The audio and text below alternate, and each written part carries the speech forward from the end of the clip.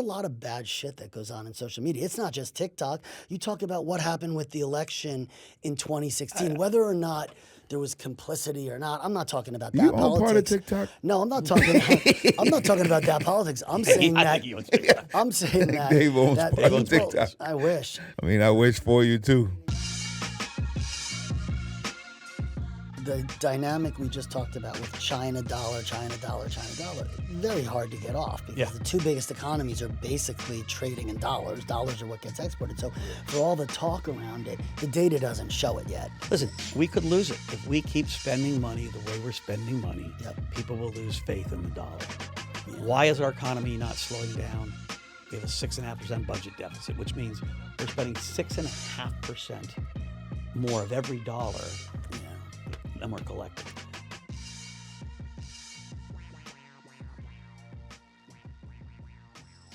We're back. Another episode of Business Untitled. And we are now at almost 7,000 subscribers. And I say that to say shout out to the guys, the amazing guys from My First Million. Do they have a better name than us? It's a good name. It's a good name. My First Million. We all know how Mike made his first million because he's told the story 89,000 times. Enough.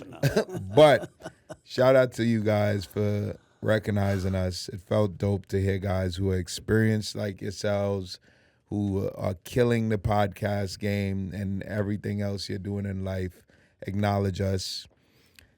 Said we had 3,000 followers. Now we got 7K on our way to 1 million. So watch out. It's a grind. My First Million, but thank you guys. That was really, really dope. And to add to that, we did say we was going to give away some money with the swear jar after we got 5,000 subscribers. So now we have 7,000. So we're going to give some money away. And the winner is, let me read the name. I'm bullshitting. We don't have the name yet, but we're going to pick it real quick. How are we going to pick it? Out of a jar. If we're going to put names in the swear jar and pull one out. We get 92,000 views at times. You're going to put 92,000 names in the jar? Oh, or just views. No, I think it's trivia. I thought they had to send in. Okay, we're going to figure it out, but we're going to tell you guys next week. I tell you what's sometime. interesting, though, is the level of swearing on the podcast has gone dramatically down since we started the swear jar. Because we don't want to pay money. It's a Pavlovian response. Yeah. And I would say the level of interrupting has gone down mildly, too, which is positive. So what you been up to, Mike? That was a loaded question. I just got back from New Orleans, the New Orleans Jazz Fest. It is such an amazing experience. If you ever get a chance to go to the Jazz Fest, it's 2 weekends, Thursday, Friday, Saturday, Sunday. It was this weekend, it's next weekend. Next weekend, they got the Rolling Stones playing on Thursday. But what's amazing is just how many great musicians you see. And not just at the fest itself, but in every bar in the town at night, there's something else going on. It's the only place in the world you can walk out of Preservation Hall and see, Weedy Brahma. He's the greatest Congo player I've ever seen from Ghana. I literally texted my boy DeVito. Jeez, I'm going to get his name right one of these times, given that he was on our podcast. I was like, you got to put this guy on your stage. I've never seen bongo playing like this or Congo playing. Congas. Yeah. You can't imagine how fast his hands moved. Ask Mel. Ask me for. What? Why? Because I'm black? Black.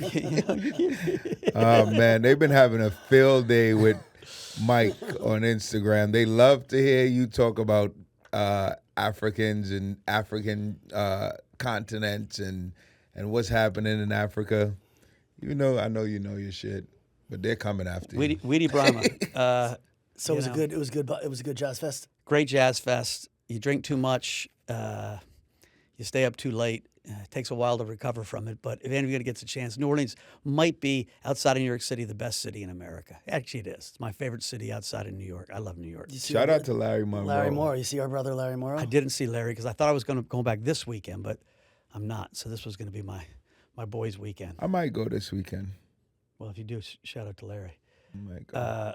Special John Baptiste was the performance of the Jazz Fest. You see this guy live. He is joy personified, literally joy personified.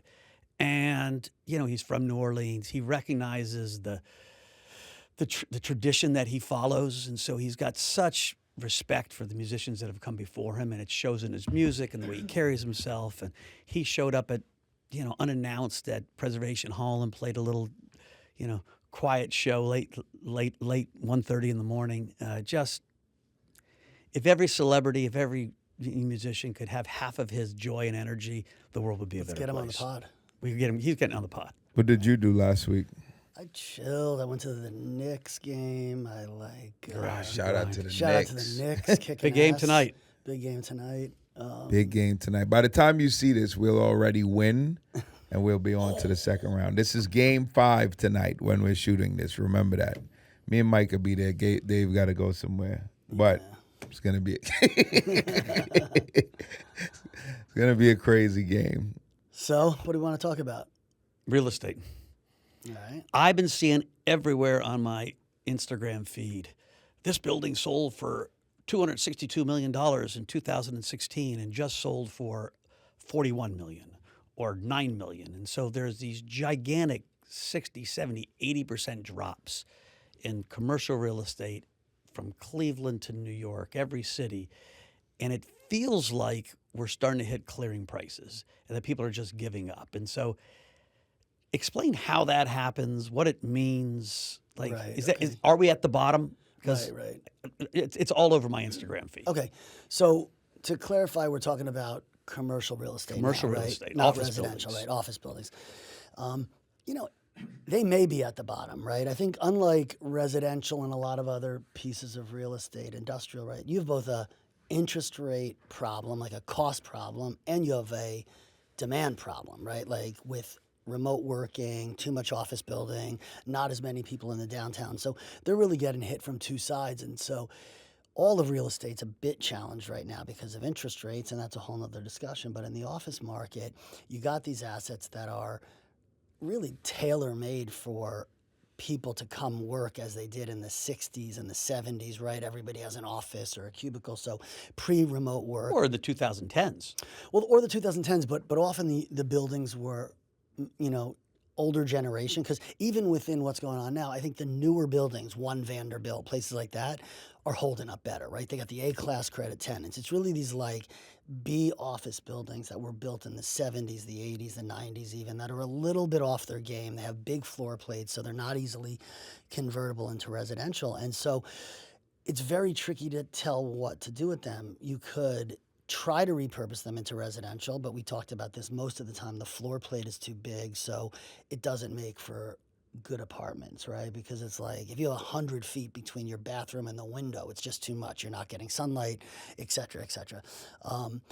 You can try to repurpose them. There's a WeWork did that formerly. There's this thing, I think it's called, Water Place downtown. Have you heard of this place? Yeah.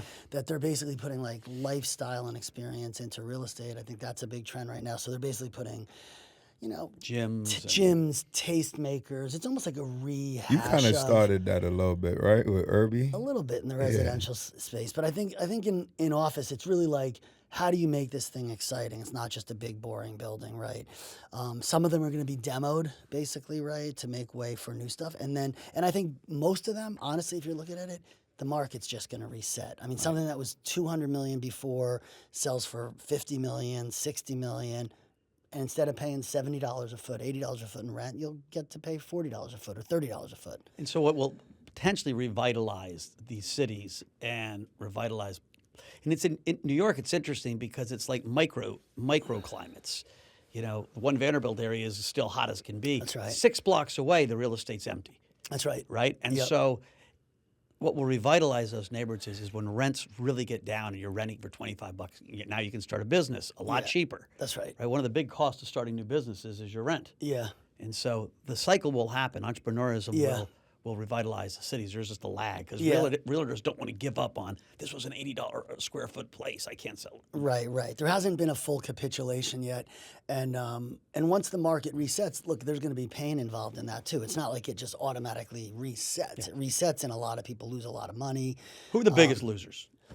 Banks. I think banks are going to be in there, although the banks protected their leverage this time better than they did after the global financial crisis. But I think there's a lot of just private equity, developers in there. I mean, if you're the equity in an office building and you're at the top 20% of the capital stack, top 30% of the capital stack, you're probably getting wiped out. Or if not wiped out, maybe what I think's happened right now is like banks will like kick the can down the road, give you a little bit more time because they don't want to recognize their losses. But there's a big like iceberg, like under the tip of the iceberg, right, of losses that are going to be realized, I think, in 25, 26. So back to your question, if it's the bottom, maybe it's the bottom though, because the office data and the like narrative around it like couldn't be more negative, right? All you hear is about negativity around that. So you sent me an article recently, like 2 days ago, that Hudson Yards went from this ghost town to the most booming office space there is in this, I guess, in the city, right? How did that happen?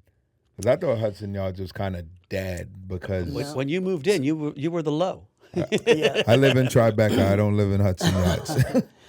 I think, it goes back to what Mike and I were just saying a second ago, which is these A-class properties, right? The properties that were just built, that have the best systems, the best air conditioning, the best IT, the best tenants. And Hudson Yards did that, right? They signed leases at a time when they got Peloton and Coach and was it Estee Lauder or one of those big skincare? They got a lot of quality tenants. Did they give all those guys because it was a ghost town? I was there, right? And then these companies, Pfizer and this and BlackRock, did they give them like crazy, ridiculous discounts to get in there because they were desperate? No, I don't think so. They had signed them beforehand. They caught the cycle just right. Yeah. And so I'm sure some of those tenants were like, good, I wish I had waited 2 years.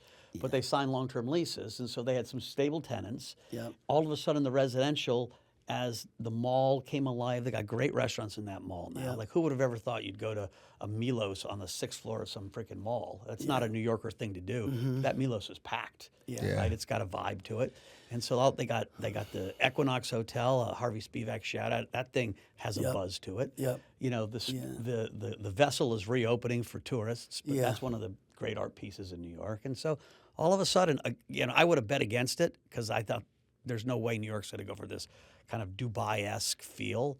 Yeah. I still don't love it, but it's working. Yeah, but it's working. No, they Told me signed, not to move there. they signed those tenants for the most part before the market collapsed, and they're in good shape. I mean, I think it's pretty much in the books that that's been a successful. The only reason I thought that's because when I first moved there, Facebook was supposed to be where Pfizer is. True. So I don't know what happened there, and maybe and then Facebook took either where BlackRock is. I mean, Facebook didn't come anymore. BlackRock is either where Facebook was going to be or Pfizer, one of the two, or they're two of the same things. So I was just like, maybe it was too expensive. Facebook realized they don't need a big enough office, and then they gave this is not factual at all. I'm just wondering if that's what happened. Well, the one thing I would say is that the hardest thing for these big companies is you're looking out 3 years to decide. Right. It's going to take us 3 years to build the space the way we need it. Long-term leases in businesses that go like this. Yeah. Right? The volatility around, my own business, but let alone it's a startup, or was a startup, now it's not. But these big companies, they fire 50,000 people, some of them, right? The amount of people Citibank has fired in the last year, Google it real quick. I think it's over 50,000 people.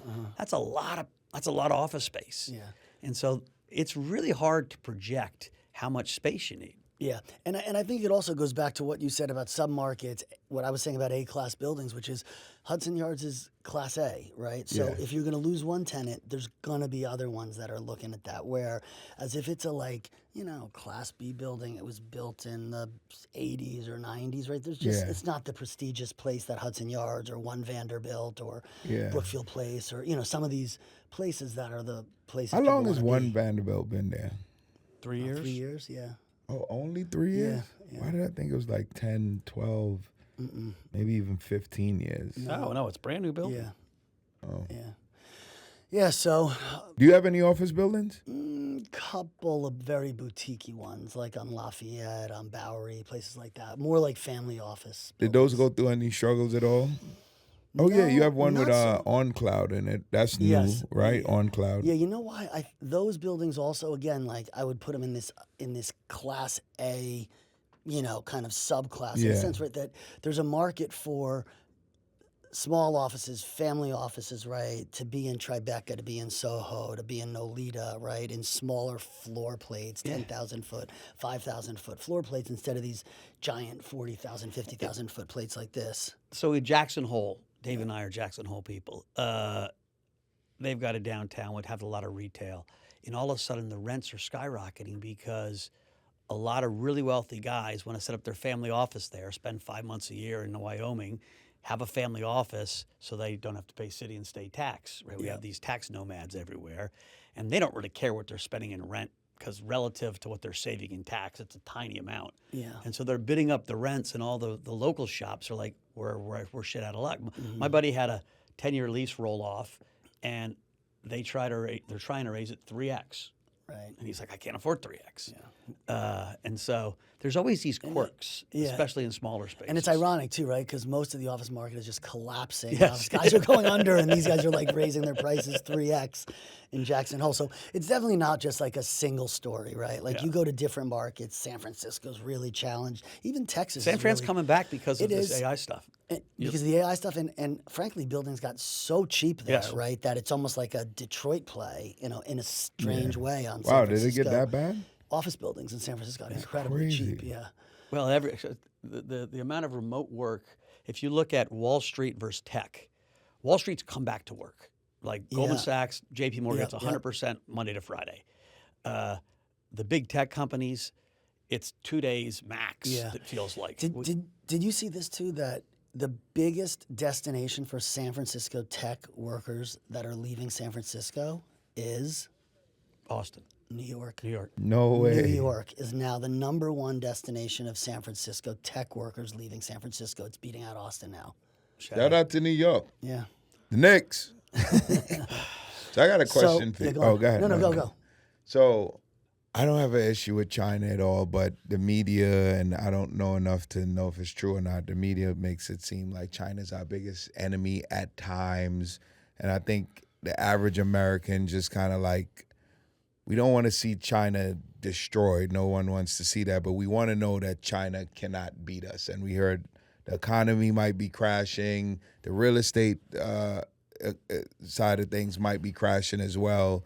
And some Americans are like, okay, at least I know they're behind us and they can't beat us, right? Because you need money, powers, blah, blah, blah, blah, blah, to beat America or to beat anyone. So if China's our enemy, which I don't think China's our enemy, but if they are, it's like a little celebration at times. But I just found out from you that we need China to survive all the same. So explain that. Economically, yes. Economically. Listen, it's America doesn't do well with nuance. So there's a couple things that are really clear right now. It's one of the few issues that are bipartisan. The Democrats and the Republicans are beating up on China, right? They see China as the enemy. It's our big threat to the way we live. I think that's way out of line. I think China has done a bunch of things that were aggressive, first with their currency, a lot of trade infringement or patent infringement that we should have pushed back hard on. They are, this TikTok ban that went through really happened because people saw the power of the TikTok algorithm as much more manipulative than even Facebook and Instagram's algorithms, and said, okay, enough. We don't want them influencing our students, which they seem to have had a huge influence on this Palestine-Israel thing or the election. And so I think there's a real fear in D.C. around China and data and China as a threat. Listen, up until 2015, China was our best, future ally in some ways, right? There was this miracle going on, and even though they had a different system, it felt like it was migrating more towards some form of our system. And then Xi came along, and since then, he's run it like a dictator. And we don't do well with dictators. Dictatorships in general don't do well. And so we'll see how long he lasts. The bulk of people in China want the same things that the bulk of people here want. They want their kids to have a good life. They want to be able to travel. They want a roof over their head. and they're very industrious. And so what you can't do is spend 25 years building supply chains together, right, in this symbiotic global growth expansion, which we had from 89 to really 14, and then say, oh, we're going to stop. Yeah. Can you talk about that? Talk about the money that goes from U.S. to China, back to U.S., like how it works, because I don't think most people understand the trade deficit and the aspect of. I got one thing to add on the back of that too. I saw somewhere with the trading that Russia and China, they are now no longer, well, 90% they said at the time, not trading in dollars anymore. Yeah. So Help me understand those that. are two separate break questions. them down into two Okay. questions. So the first question is this symbiotic relationship, right? We need China, they need us, right? We built supply chains. What are supply chains? If I want to build an iPhone, I've got to get parts from China. And so we relied on them for lots of manufacturing. We outsourced a lot of our manufacturing. And so we would invest, China would build it, we would buy it, right? And so dollars went to China. Their reserves would go up because they wouldn't want their currency to get too strong. So they'd buy tons of dollars and they'd invest them in treasury bonds and in our equities and our companies. And so for 20 years. And by the way, explain that has the effect of keeping interest rates low. Yes. Right? Demand for bonds. Kept interest rates low in America. And in some ways, I was like, well, we're giving them IOUs and they're giving us brand new TVs and cars and iPhones. And so I always thought we were winning, other than our middle class and our working class. Those jobs were getting migrated either directly to China or indirectly to other places. And, it worked really, really well for the top 20% of our country. And over time, the middle got eaten out. And so then when Trump came along, people were angry because their lives weren't as good. China was an easy boogeyman. They cheated on trade. They kept their currency artificially weak.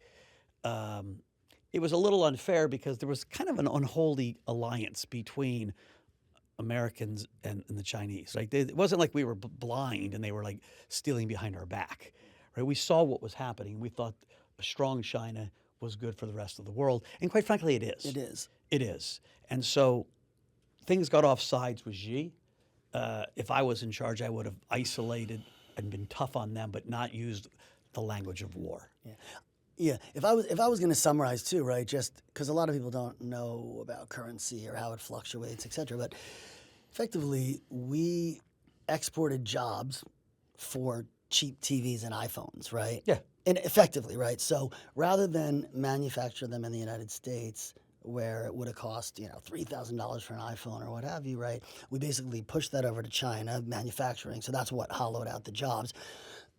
China then sells the phones back. Consumers here benefit. That's why for many years there was no, pre-COVID, there really wasn't much inflation because it was being all outsourced to China. So wage inflation that would have occurred in the U.S.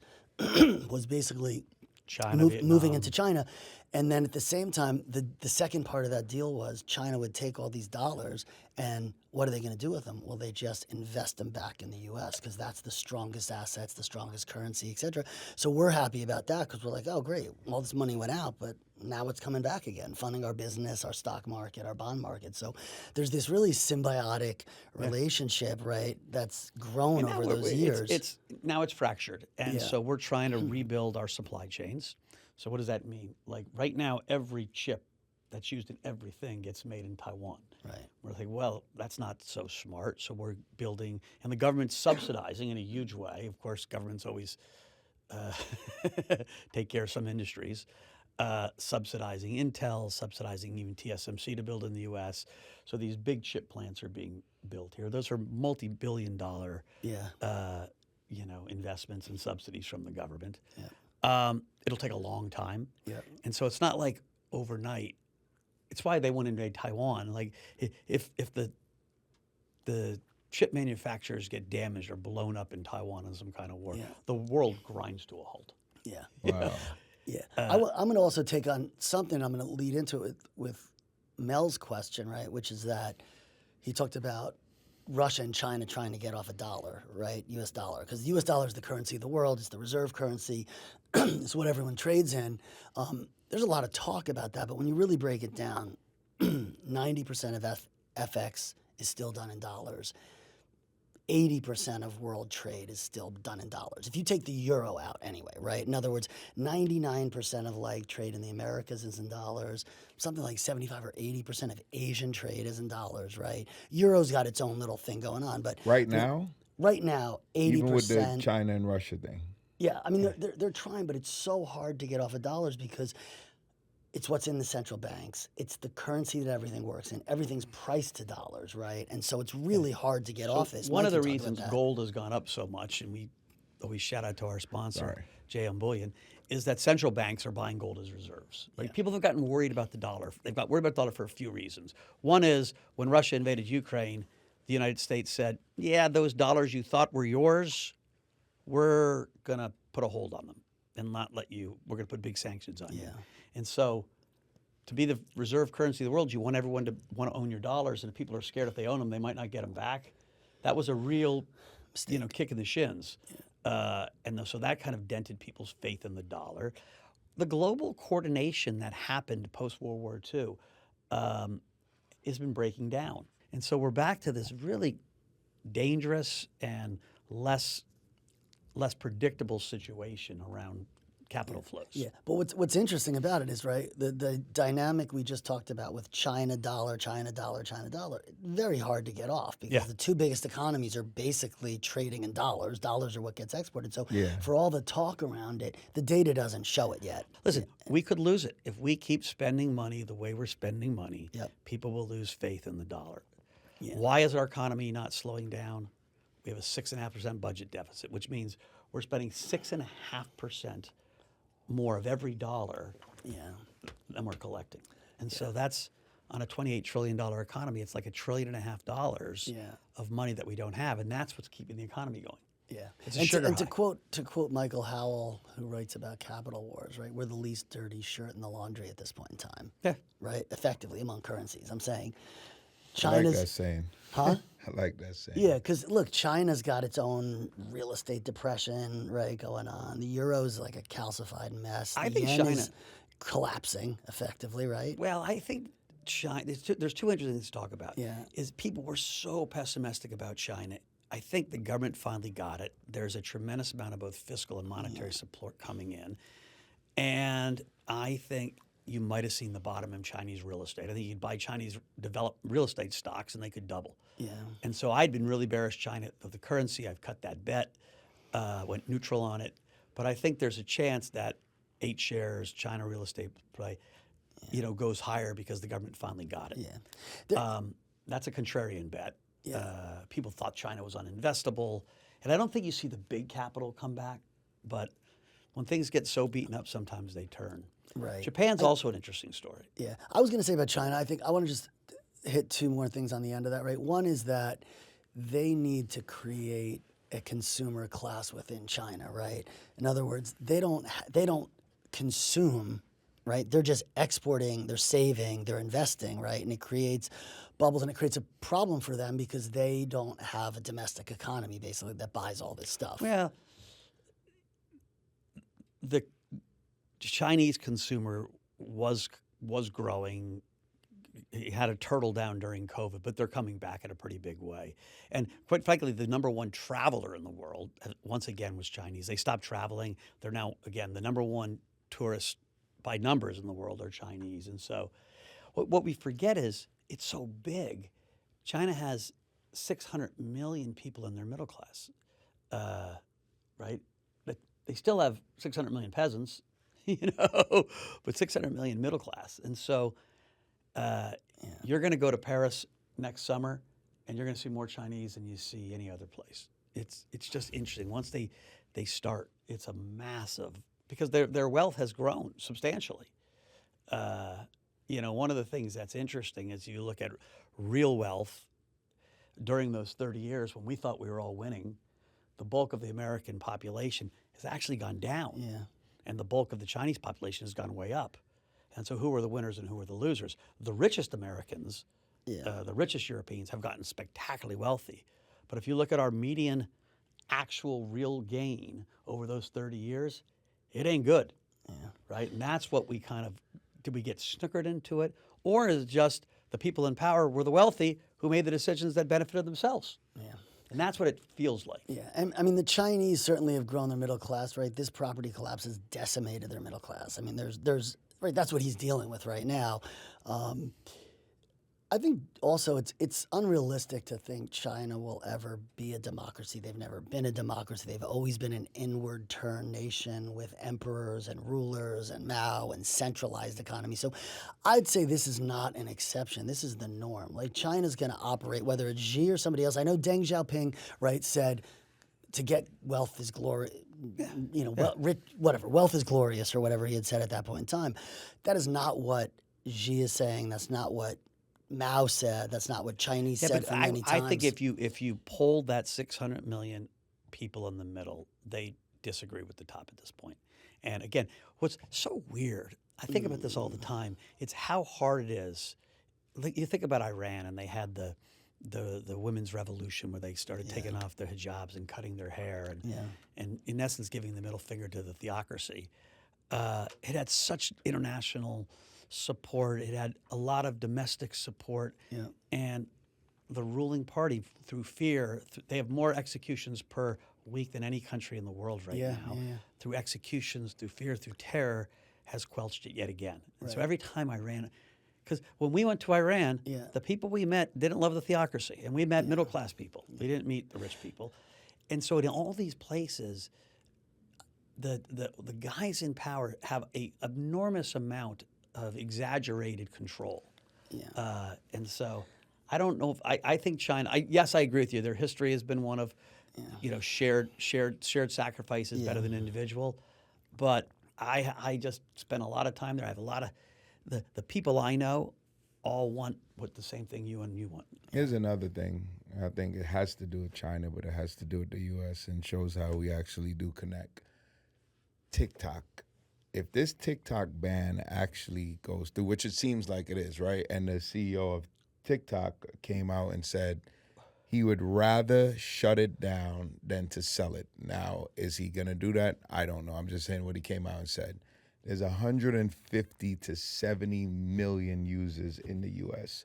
A lot of them kids from poor communities who found a way to earn a living on TikTok by having these huge platforms. What happens to all of that? But would migrate to somewhere else. They probably can't because it's not the same thing, right? Somebody would have to create something new. That takes a while. No, YouTube. Well, okay, let me say something else, though. And this is, I mean, all these, and I've made this point before, all these social media platforms from TikTok to Instagram to YouTube, actually, which pays as well. Instagram pays $0. They're just squeezing all the money out of these creators. These creators think they're making a living, right? But the rules just keep changing and changing against them. Because if you look at how much money TikTok makes, how much money Facebook and Instagram make, and how much money Google and YouTube make, that's all on the back of creators. No, but 100%. But it's you're right about that, and that's fucked up. But these kids, it's like, I'll put it since we're talking about the Knicks. It's like the Knicks dancers, right? I don't know. Apparently, I don't want to be banned from the Knicks. I love the Knicks. They don't get paid a lot. The Knicks dancers don't make a lot of money for actually dancing there, right? Yeah. But they bring such a impact to the organization. But they make a lot of money outside because they're Knicks dancers. So TikTok doesn't pay these kids shit. I know that personally, right? They make so much money outside of the realm of TikTok, and that's where the bulk of their money comes. And now that's gone. Well, let me just say, wouldn't also Instagram fit that same thing? Because it just doesn't. But maybe in other words, Instagram will start creating. Maybe they're. Let me just say one thing. Yeah. If we take TikTok away, either that attention goes somewhere else to another platform. Reels. Right? Huh?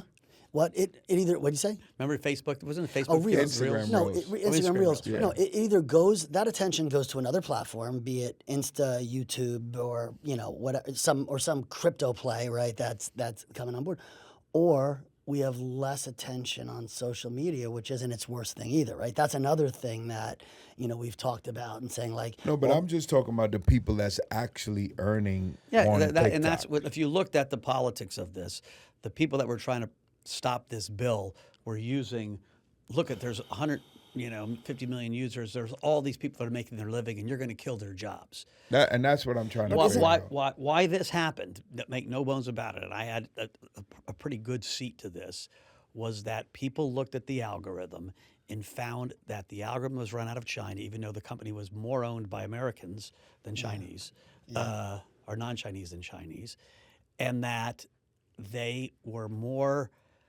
persuasive, influential, of pushing a social agenda. Again, go on TikTok and try to find anything about the Uyghurs or try to find anything about Tiananmen Square. Not a whole lot, right? Yeah. It's not that anyone's talking about it. Their algorithm shuts it down. Wow. And so the U.S. bipartisan got very worried that this foreign actor could have so much influence on our kids. Yeah, so let me just say something. You're saying that, but I'm getting to his point, right? Where does the attention go? It's going to go to another platform. It's got to go to another platform. And mark my words, TikTok is going to get sold.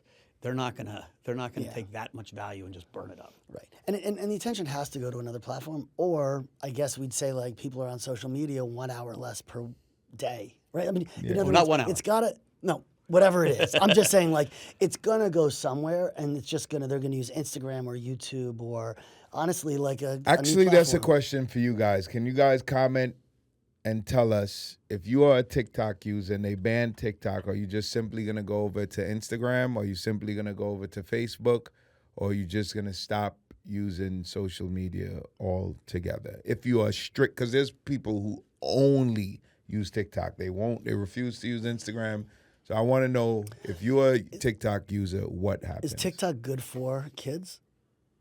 No. Probably not, if I'm being for real. So you're balancing that then, if we're going to ask that question. I'm a grown-ass man, so kids may feel completely different, or young adults may feel completely different. Do you think TikTok's good for 25-year-olds? On the whole. To some extent, yeah. On the whole. It's a tough one. I think I told this. Yeah, but we also view the world differently, right? I told this story. We have a guy in the back here who's closer. I won't say a name. But is TikTok good for 25-year-olds? I mean, I think it is. See? My daughter works in the city hospital. You tell Toureus now he'll kill you. Dealing with mental health, challenged youth in mental health. And I asked her, she got one silver bullet, 2 parents in a household, more money in the school. She was like, ban TikTok. Yeah. The virulence it has on these young kids who are getting bullied, she said it's just tough. I want to also make clear, like, I'm not putting TikTok necessarily in a category that's different than Instagram or YouTube. But our government just did. They did. For a reason. But when I say, is TikTok good, I want to clarify my statement, because what I really meant by that is this much social media good for our young Overall, people? no. Yeah, not necessarily TikTok. Because what I'm saying is that even if it migrates to another platform, right, or a new platform, you're still going to have attention going into digital. It's just going to be another version. We're going to have Jonathan Haidt on this podcast, who just wrote the book that broadly made the case of how the iPhone or whatever the. I want to go back to something you just. Sorry. Has really changed the way children are developing, making them less resilient, less play, Bullying. all the things that were important to create resilience falling apart. It's probably why we're having the mental health crisis we're having in kids. Yeah. And so he's been on a lot of podcasts, he's been in a lot of media, but he's a friend, and I think it's a fascinating conversation. Yeah. And I just want to say one other thing, which on the TikTok thing, since you asked it, I think it's a much more complex question of regulating social media platforms in general. I think it's dangerous. Yeah, I think it's dangerous to just single out TikTok. And I'm not supporting or not supporting, but to just kind of in a rush single out TikTok. Let me ask you. Let me just say, I'm just saying, and not deal with the rest of the landscape. That's all I'm saying. So, but let me ask you a question. This goes back to, are we at war with China or not at war with China? If you saw evidence that categorically said this algorithm that they're using is influencing ways which we think is counter to what we believe is good for Yeah. America, and it's coming out of China. Do you feel differently than? And they said, and we're looking at Instagram, and they have their own algorithm, and it's influencing children, but it's not in a directed way in the same way.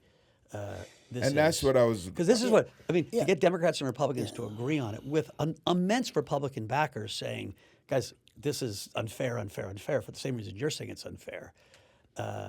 They agreed. Now it's politics.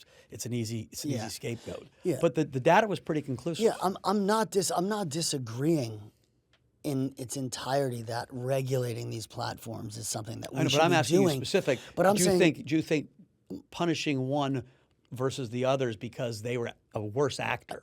I think what it has. So I think there's some logic to that, but I think what can happen if you're not careful is that you punish this one person, think you've solved the problem. You Yeah, I really agree. haven't solved the problem. You haven't dealt with the bigger issue, and so I think it should just be dealt with in a more comprehensive manner. No, but you said singled out TikTok. Like TikTok is being singled out, Yes. and I agree that TikTok should be singled out for the same reason he just said. Right?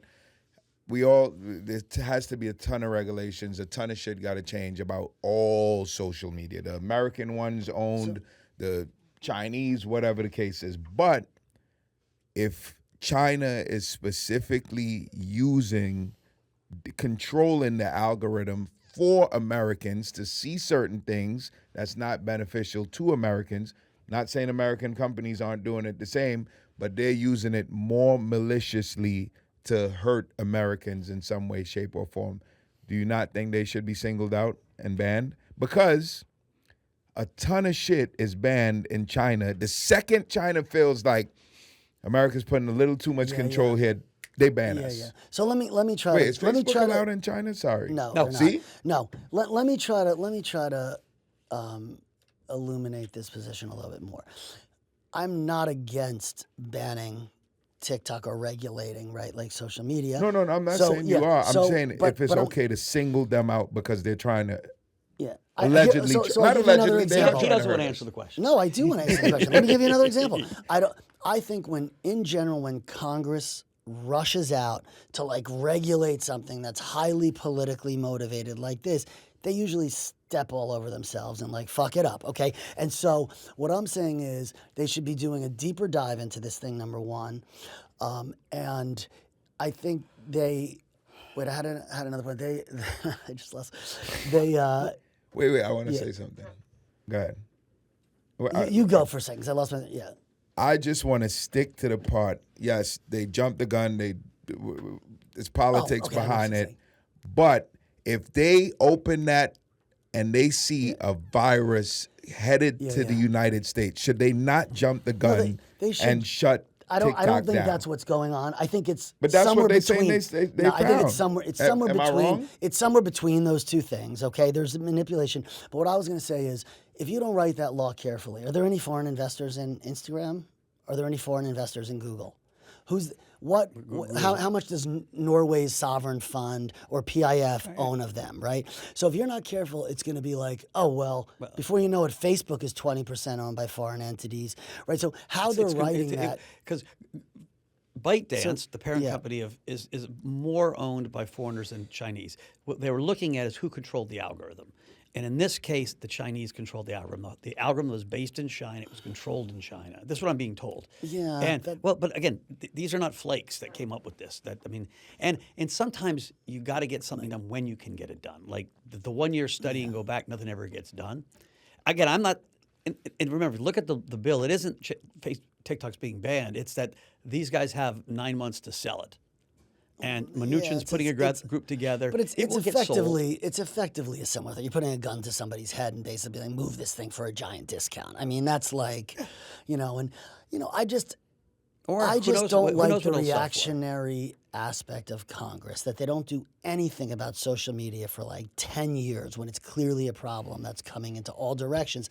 And then this thing gets political because Trump once made it political, right? When he, got on the China thing. Now it's got problems for Biden on the other side, right? In a sense. And so it's become this bipartisan China hating thing. Again, I'm not saying there's not data behind it. I'm just saying it's like an overreaction in a quick period of time without Or considering. but maybe it's the right more. reaction in the only period of time that it could have happened, Maybe. right? And so again, what's interesting is they're not saying you've got to change your algorithm. You're just saying it can't be controlled by the Chinese. Well, So yeah. why is there no Facebook in China? Well, because the Chinese ban the Chinese basically ban everything. They're very nationalistic and inward facing. There's no Uber in But China. there's TikTok there. Yeah, there's So TikTok. there. it seems to me, Yeah. I'm not the brightest fucking bulb Yeah. here. I am fucking bright Yeah. though. It seems to me Yeah. that any company that is not controlled by China, especially if it's controlled by the U.S., the headquarters, whatever it is, the U.S. could control Facebook algorithms, what is Snapchat, whatever else. It seems China immediately shuts it down out of fear true. that we may get into the Chinese head somehow. I think China shuts it down because they protect their business environment. That's why they shut it down. Like they shut down but they Uber. also don't want us to have any influence there.